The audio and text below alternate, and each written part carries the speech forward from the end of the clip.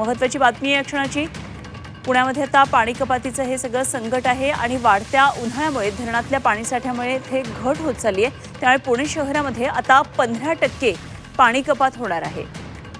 त्यामुळे आता पुणेकरांना पाणी जपून वापरावं लागणार आहे। पावसाचं प्रमाण सुद्धा यंदा कमी राहणार आहे अशी शक्यता हवामान विभागानं त्याचप्रमाणे क्लायमेटनं सुद्धा वर्तवलेली आहे। त्यामुळे आता 31 ऑगस्टपर्यंत हे पाणी पुरवण्याचं एक मोठं आव्हान आहे आणि त्यासाठी आता हा पाणी कपातीचा निर्णय झाला। तेव्हा 15% पुणे शहरासाठी पाणी कपात आता लागू झाली आहे।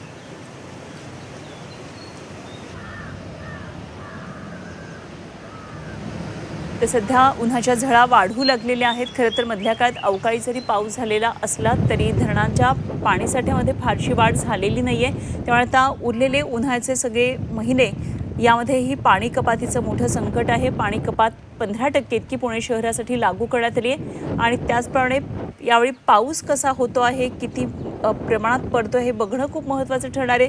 त्यामुळे ऑगस्टपर्यंत पाणी पुरवण्याचं हे मोठं आव्हान आहे।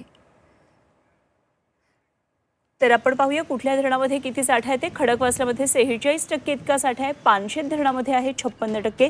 पुणे जिल्ह्यासाठी अत्यंत महत्त्वाची बातमी आहे, वरसगाव 46% इतका पाणीसाठा शिल्लक आहे। तर टेमघरमध्ये आहे 11.88%। एकूण पाणीसाठा अशा प्रकारे 45%च इतका आहे आणि त्यामुळे आता पुण्यावर हे पाणी कपातीचं संकट आहे। यावर्षी पाणी बचत करून 31 ऑगस्टपर्यंत पाणी पुरवायचं।